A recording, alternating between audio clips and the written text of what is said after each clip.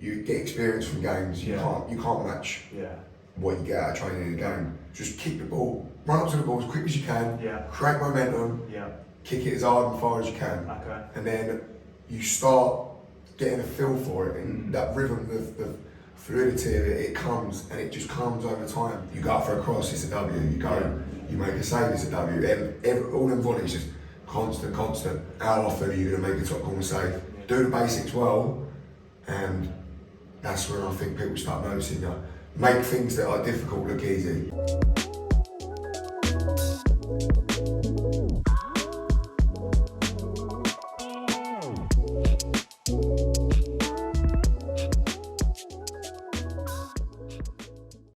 Right, welcome back to Keeping It Out the Net. This is episode 4 of season 1, and again I've got a really exciting guest today on the show.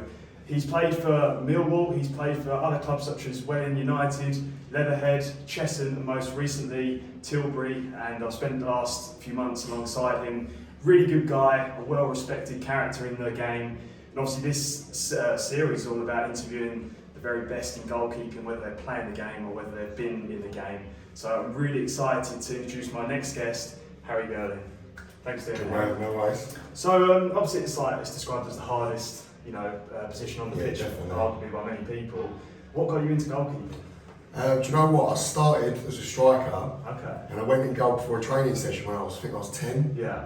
And my brother was a goalkeeper. He'd always been a goalkeeper, and I turned out I was alright. So I got put in goal the next week. Yeah. And I don't think I had a very good game, but I just went on from there. I had one season in 7-a-side, and then straight into 11-a-side. And to be honest, I was always tall. I was always the tallest, so I just got chucked in really. But I just went from there, and that was it. So yeah, straight into 11-a-side in my second season.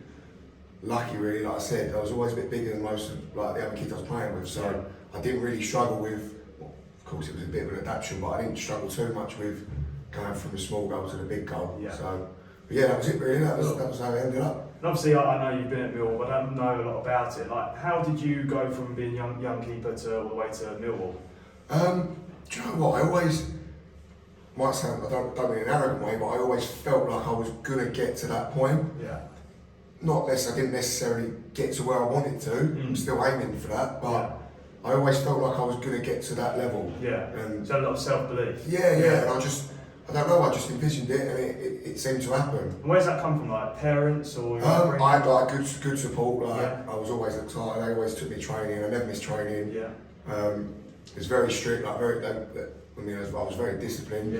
And that was it. I did work hard. Yeah. Probably harder than I work now. Yeah. But I used to work really hard, and like I said, I just believed that I was going to get there, and lucky enough I did. Yeah. As I said, would have been nice to go a bit further, but I'm happy with what I've done. I'm still happy playing where I am. So. Obviously, Millwall's a massive club. Yeah. What was it like being around like top professionals like that? Do you know what? There's a stigma around Millwall. Like everyone knows it. Yeah. And I'm a West Ham fan. So. Yeah. But it's so different. It's quite. It's quite a family-orientated club. Okay. Like everyone's got there's good cohesion, and everyone knows everyone. Like there's kitchen staff. It's not the most glamorous training ground in the world, but it felt like quite homely in a way. Yeah. So it was, and like I say, being around like the top professionals. I played. There was some. So if I'm right, you were there when they were in the Championship. Yeah, I was there when they was in the Champ, and that's when you started seeing the step above from League One. When the Championship standard players started coming in, and the thing that sets it apart from the 23s training to the first team, you see why they're at the level, because they're so, even in training, if you muck up, they're on you. Yeah. Don't care if I was 16, 17. Yeah. It's tough, ruthless. Ruthless, mate. They don't care who you are. They're there to win. Yeah. Even in training, and then you'd see, like, even when they're at that level, the work they put in the gym, off the pitch, rehab, like they do all sorts. But that's the level where it's at. Obviously, psychology is a big part of goalkeeping, being tough-minded. How hard was it when you were eventually released from Millwall? I'm sure that was very hard. Do you know what? I sort of half knew it was coming. Okay. Because wasn't really having conversations with the manager at the time that much about it. He was umming and ahhing about keeping me, and to be honest, I sort of like there was no place for me there anymore. Like I'd probably argue I'm a better keeper now than I was then anyway. Okay. So I wasn't very mature then. Yeah. As a goalkeeper, as a player, I feel now I'm a lot more mature. I deal better in the dressing rooms. Yeah. Like you said, I'm more of a character now than I used to be. Yeah. Because I just feel more confident as I got older. But yeah, like I said, I half knew it was coming, so I wasn't entirely shocked. When I got told, I just said, look, thanks for the opportunity. Like, maybe one day we'll play again with each other. You can take the lessons from it and you can take it forward. Exactly. What would you say is your vision now? Like obviously you're playing here, we know we work together and you're playing every week. Had a brilliant game today last week, turning the corner. What's your vision for the future? Obviously you're still a young keeper. I just take it game by game. Like, I don't really know. Like obviously I've got aspirations to play at a high level. Yeah. But is there a career for me really? I don't really know. Yeah. So I have to think about what I do away from football with work. So that's something I take into account. Definitely. And the way non-league's going, the standard getting so much higher that even as you go up into the conference, South Conference Prem, it's full-time clubs there. Yeah. So you're not necessarily looking to go to a League 2, League 1 club to be full-time. If you want to go full-time, you can do it at, I believe, Sutton at full-time, clubs like that. I'm not sure too many others. Clubs near me like Billericay, exactly, even Hastings. So like I said, I just take it game by game. Obviously you've been in and around the very top, or almost the very top. What would you say is the difference between, say, this level, someone who's semi-professional, someone who is professional in goalkeeping? Do you know what? I think it's decision making really. Okay. I see some keepers in non-league and I look and I think, wow, like some of the saves people pull off, but then as I've got older, I've learned that as being a goalkeeper ain't just about making saves. No, that's the obvious. There's so much more to it. Yeah. So when I come into non-league, I've gone from full-time to part-time. Yeah. So I'm not training every day. No. I'm not as fit as I was. Yeah. Not as sharp as I was. So I thought, what am I going to do? Yeah. What can I do to set me aside from other keepers? Yeah. And that's why, I've always been confident in my distribution, and that's why. Then I took it. I tried to take it to another level. Yeah. So I was just practice that non-stop because you see in non-league, there's so many. The distribution in non-league, I'd argue, as keepers, tends to be better than the players in the league. Yeah. I mean, kicking was something I talk about. I mean, I probably haven't seen many better kickers than yourself. Like, your kicking's phenomenal in length, in effectiveness, both off the ground and your hands. It's something I picked up at this level, National League level as well. It's quite common. What would you suggest? Like, I mean, I took it to heart once when someone said to me, "Go and do like 1,000 kicks," and I went and injured my hip, and still have it to this day. So, what would you say is some little techniques with kicking? Do you know what Obviously, you said don't overthink it. Don't overthink it. All I've say is, I just kick the ball as hard as I can. Yeah. And I've picked up a technique. Okay. I wouldn't even say it's a technique. It's just what comes natural. What is arguably a technique. But I always say, when I was coaching, I used to say to the kids, I'd say, just kick the ball, run up to the ball as quick as you can. Yeah. Create momentum. Yeah. Kick it as hard and far as you can. Okay. And then you start getting a feel for it, and that rhythm, the fluidity of it comes, and it just comes over time. Yeah. And you'd be surprised the amount how quickly you can pick it up as well. Yeah. I don't believe you can overthink anything in football, especially as a goalkeeper. Yeah. But I think when you're kicking, just kick it. Yeah. And I might sound a little bit not necessarily detailed, but you will pick up your match. Everyone kicks the ball differently. Yeah. So you will just pick up a technique over time, and that's how that worked for me. Yeah. So. Definitely. And if you were a young keeper now, like sort of starting again, you were maybe 15, 16. What would you say is one or two of the most important things? Like, is it to do a bit of coaching on the side? Is it to get around a better keeper? Do you know what? I was lucky because I had a very good I've had a lot of good goalkeeper coaches, especially when I was at Millwall. I was working with Seth Barton, who's now he's at Arsenal now. And he was very detailed. Yeah. Very detailed.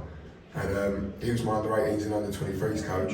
And then I was working with Kevin Presman. Yeah. I'm not sure if you know who Kevin is, but he played 450 games for Chef Wednesday. Okay. Wow. And I always got told that he was arguably the best keeper to ever play for England. Yeah. And again, very detailed but different. Yeah. Looked at the game from a different perspective, not so much as a foundation coach sort of thing. Yeah, yeah. Whereas, again, it was like I said, he used to say to me, just kick the ball. Yeah. Just kick it. Yeah. And you'll pick things up over time. Yeah. And I was very fortunate to have them as goalkeeper coaches. So. And how much are you an advocate for like the basics? You know, like instead of trying to overcome, it's not just about the high flying saves. It's about doing. As a keeper, I think I love doing volleys. Yeah. Because I think if you ain't got good hands, then you go up for a cross, it's a W. You go, you make a save, it's a W. And all them volleys just constant. I'm very big on the basics. Look, how often are you going to make a top corner save? Yeah. It don't happen often. Not because you're not saving it, but how often does players put the ball in the top corner? Yeah. Do the basics well, and that's when I think people start noticing you. Make things that are difficult look easy. Yeah. Yeah. Would you say like crossing's a big thing as well? That there's a difference between someone who's sort of average and someone who's top level. I've noticed that for me, it might sound ridiculous, I only ever really come for a cross if I know I'm getting it. Yeah. I know some keepers come, I know I've played against keepers and they come for everything. Yeah. They don't necessarily get there, and I think you've got a back four in front of you. Yeah, let them do their job. We've got a good back four. Yeah. We've got 4 players that are very good in the air. Let them do their job. Yeah. Effectively, my job is to kick the ball out the net. Yeah. I can come and take the pressure off them, but like I said, they're there to do their job as well. Yeah. As I said, again, there are times when you come and you just got to be effective. Yeah. You might not necessarily catch it, get something on it. Even if you get a finger to it, sometimes it can make a difference. Yeah. But I like to be confident in knowing that I'm going to come and get the ball. Definitely. Because I think it looks tidy, and the only flip side of that is there are times when you can come and take a bit of pressure off the players. Yeah. But as I said, we're there to do our job. They're there as well. So another thing I picked up about you as well as a character. I mean, obviously as a goalkeeper you need to be tough, but you also need to be quite aggressive. Yeah. And what I like about you is off the pitch you're a really decent guy, but when you have to be, you're almost a bit like Peter Schmeichel. You'll tell someone off or you have a go at the ref. Where does that come from, and how important is that? I've just got a desire to win. Yeah. Do you know what I mean? Like it comes out in the wrong way sometimes. Like even today, the line I said to me, "When you're quiet today," I think we must have had a bit of a Barney before, but I can't help it sometimes. I get too caught up in it. Yeah. Like I said, there are better ways of going about it sometimes, but even though I'm not playing at the highest level in the world, but I still want to win. Yeah. Because we get paid to do this. It's a job. Yeah. If you're not doing your job, and if other people ain't doing their job, I'll tell them. Yeah. And I like to think they tell me as well. So. Definitely. What about outside of football? Like, what's the most important things like you do to prepare yourself? Like, is it nutrition? Is it getting in the gym? Is it like visualising things? Is there things you like to do when you're off the pitch? Do you know what? I don't really look into it too much. Okay. I keep my life away from football. Yeah. When I'm at football, it's football. But when I'm away from football, I could do more. Yeah. I won't lie to you, but I think players can even overthink that. I can eat better, but I enjoy my food. Even today after the game, first thing I do is always get a burger. I just play 90 minutes. So, it is important to do it. We're playing, no disrespect to them, all because I'm playing at it, but you've got to live your life as well. Yeah. That's the way I look at it. So, some players will go too deep into it. Yeah. Which I have nothing against. But for me personally, I think, as I said, you've got to live your life as well as play your game. So. And people often say the most important thing in football and goalkeeping is enjoying the game. How do you enjoy the game, like when it's not going so well, when you make a mistake or you don't get a result, things like that? I just think football's, you've got to take the good with the bad. Yeah. It's so up and down. You're never going to be, like this season, was losing games for fun, like. Yeah. But what? Just because I'm losing, like, I'm not going to not start come training and things like that. Yeah. Like, it is what it is. It's part and parcel with football. And how important is like commitment? Obviously, some people, as soon as you start losing, they leave the club, or they said, "I'm going to training." But obviously, you've come from a background where discipline, commitment is a big thing, and I think that comes through.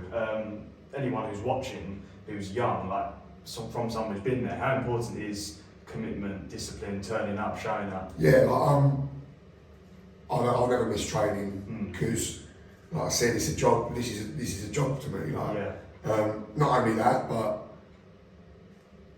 it keeps me fit. Yeah. Training, I'm still improving. I'm only 23, so it is important. And like I say, with the commitment, you've got to be on it because there's 10 other players on the pitch. You can't just do it for yourself. You're doing it for them as well. You're doing it for the fans that are watching. You're doing it for the chairman. Yeah. Especially when you've got chairman like we have, who's such a good geezer. You want to do it for them. Yeah.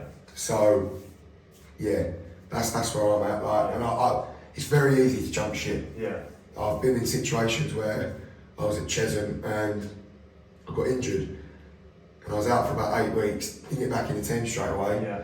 I went and dual signed with Walthamstow, and they tried getting me over there, and I said, I wasn't even playing at Chesham at the time, and I said, no, I'm going to stick it out. Yeah. Stuck it out, ended up getting promoted. Even this season, there's been times when I've been contacted by other people, and I think I have been interested, and it has crossed my mind, but look, it's like I said, it's very easy to jump ship. Yeah. If things ain't going well for the club, I ain't just going to go. Like, don't be wrong. As I said, there are times when I think maybe it would be better for me in my career going forward, but I like it where I'm playing. Because obviously some people can focus on the wrong things, like they start getting to a certain age and need the money, so they focus on the money, and obviously you start doing that, I suppose it's the wrong thing, and then you'll give up, because if you're not getting paid or you're not doing it for the right reasons, then you'll give up like most people. Yeah, look, that is another side to it. The money does help. There's a lot of people playing on the league, not because they like, look, not everyone loves the game. They play it because they're good at it and it helps. Yeah. Do you know what I mean? That little extra money does help. Yeah. So the problem is you get players jumping ship, going to another team for an extra 20 quid. Yeah. It's costing them 20 quid to go there. Yeah. This is when it tends to happen with youngsters. Older players, they know the game, right? They know what they're doing, so that will very rarely happen. But like I say, it's normally the younger boys. Pound note, like they start chasing it. Yeah. What's an extra 20 quid when, like I said, probably cost them, it might cost them more to go. Definitely. So that's something people have to take into account. You talked about Chesham when you got promoted, like how big was that? Because obviously some of the moments we live for is things like promotions. I mean, big saves is one thing, but promotions, playing at nice places. How big was that season? Do you know what? No matter what, like I said, no matter what level you're playing at, you can't. There ain't a better feeling than that. That arguably the best time of my life. That it was just, I don't know. Like it's just, we got promoted from, I think it was the South Central. Wasn't the best league, but it doesn't matter. Like you never, I don't think, and that was my first season in non-league as well. Yeah. So I was fortunate enough to get a taste of what that was like. Yeah.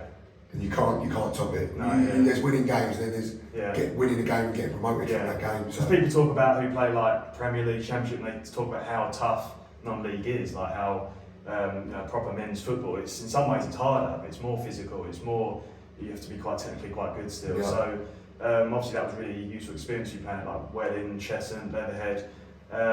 Would you advocate that? Like if you're playing at a higher club, get out on a loan? 100%. There's no point sitting on a bench.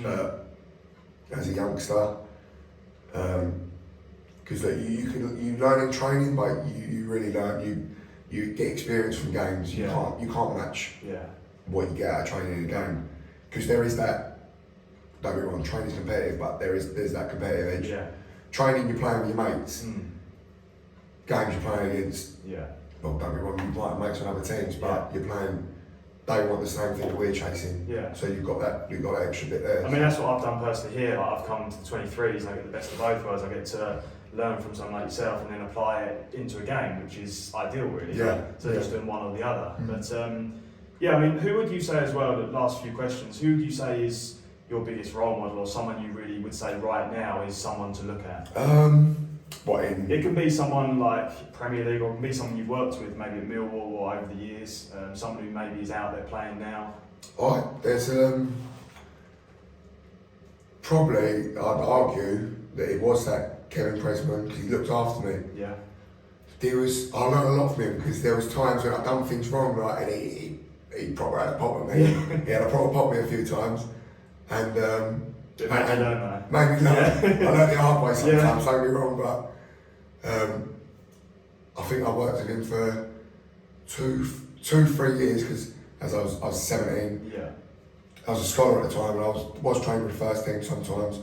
And as I got a bit older, he started taking to me a bit more. Yeah. And he always looked after me. As I said, Seb as well. Seb Barton, he looked after me.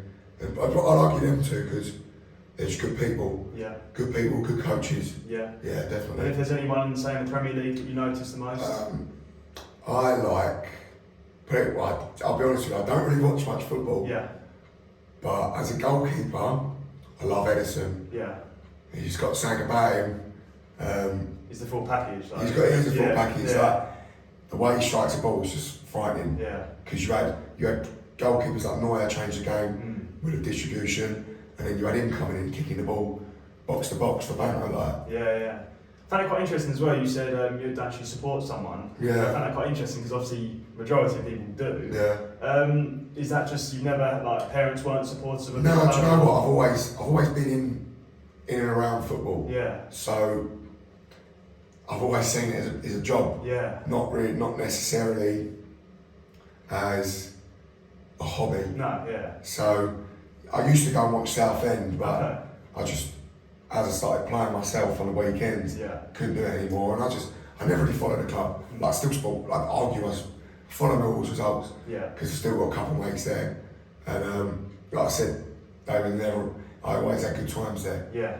So I like the people there. Yeah. Even the backroom staff, the kitchen staff, all they're good people. Definitely. So I'd argue I still support them, but I'm not a massive fan of watching football. Yeah. I like playing it, but I don't really like watching. That's interesting. Yeah. I mean, but some people, playing's different to watching, isn't it? So you don't have to be a fanatic of watching the best. But yeah. But to sum it up, like if there's someone out there young who's like a 9-year-old goalkeeper just starting out, or they're like a teenager and maybe they're on the verge of getting into the academies, or maybe they've just been released and now they're looking for a club and they want to get into this sort of level, what would be your overall advice, like taking it right back to what you know now? What would be your sum-up advice to a young goalkeeper? Like most of As a playing wise, be brave. Be brave. But I always say, same situation myself, football ain't the be all and end all. I'm doing groundwork as well. Yeah. Like there's other things in life you can. Football ain't everything. Don't get me wrong. We'd all love to say. We'd all love to be. There's life beyond football. There's life beyond football. Yeah. So don't get too caught up in it. And just on a side note, like obviously when I used to lose when I was much younger, I really took it badly. I would dwell on it. I would not be nice to people, and I would get down about it. My weekend would be ruined. But these days I try to sort of put it out of my mind and enjoy the rest of the weekend. Are you the same? Yeah, look, as I said, once that final whistle's done, I can't change anything. Yeah. So I look back on it, I reflect on it, but as soon as that whistle goes, we go in the change room, maybe think about it in there. Once we go to the bar, it's done. What can you change? Life goes on. Yeah. So, Do you ever like, obviously at this level they do filming, I sometimes put a GoPro on my goal. Do you ever like to watch back for I do watch a lot back, to be fair. Yeah. Yeah, I like watching what I've done, because everyone loves making saves as a keeper. I like watching them because you must have watched that penalty save. I haven't actually watched it back yet. I haven't been able to find it. But no, that was a good one. I enjoyed that. But yeah, I do watch them back, but I won't overanalyse. No. Just enough. Just enough. Yeah. Just watch it. Think, what could I have done better there? Yeah. What could I do better in other situations? And that was it. It's cool. That's really good. And hopefully you enjoyed that episode. And it's a brilliant episode and learning from the best as always. If you did enjoy it, go ahead and subscribe. Click like down below. And Harry, thanks for doing the interview. Thank you, mate. Cheers.